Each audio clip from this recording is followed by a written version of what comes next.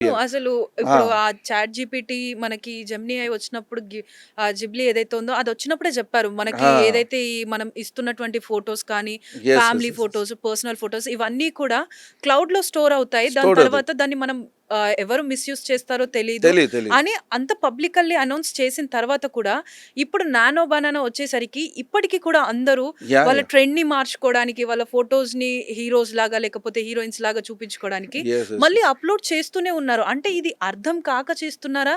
లేకపోతే ఈ ఏఐ వల్ల ఉన్నటువంటి ఆహ్, ఇదేంటి డిఫికల్టీస్ వీళ్ళకి ఇది తెలియక మనము ఇవన్నీ అర్థం చేస్తున్నారా? కాక అని ఏం చెప్పలేమండి. This was just an addiction అంతే. హ్మ్. ఇదొక అడిక్షన్ ఒక మనిషికి ఏంటంటే ఒక సెలైన్ లాగా, ఒక ఇంజెక్షన్ లాగా తీసేసుకోవడం. హ్మ్. సెల్ఫ్‌గా డ్రగ్స్ తీసుకోవడం అనమాట. ఈ సోషల్ మీడియా అనేది ఏంటంటే మనల్ని ముడిపెట్టేస్తుందనమాట. హ్మ్. అంత ఈజీగా మనము అనుకున్న విధంగా మనం చేయలేం.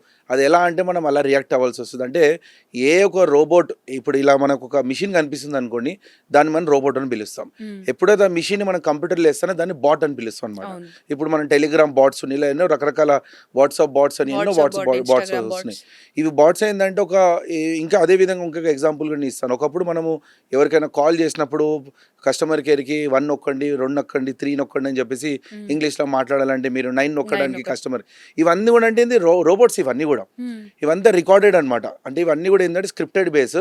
జస్ట్ ఏందంటే ఒక యూజర్ అనేది ఇంకొక ఒక ప్రెజెన్స్ లేకుండా, ఒక మనిషి ప్రెజెన్స్ లేకుండా, ఒక మనిషి ఒక కంప్యూటర్ తోటి మాట్లాడకుండా వర్క్ అయ్యే విధంగా తయారని చేయడం జరిగింది.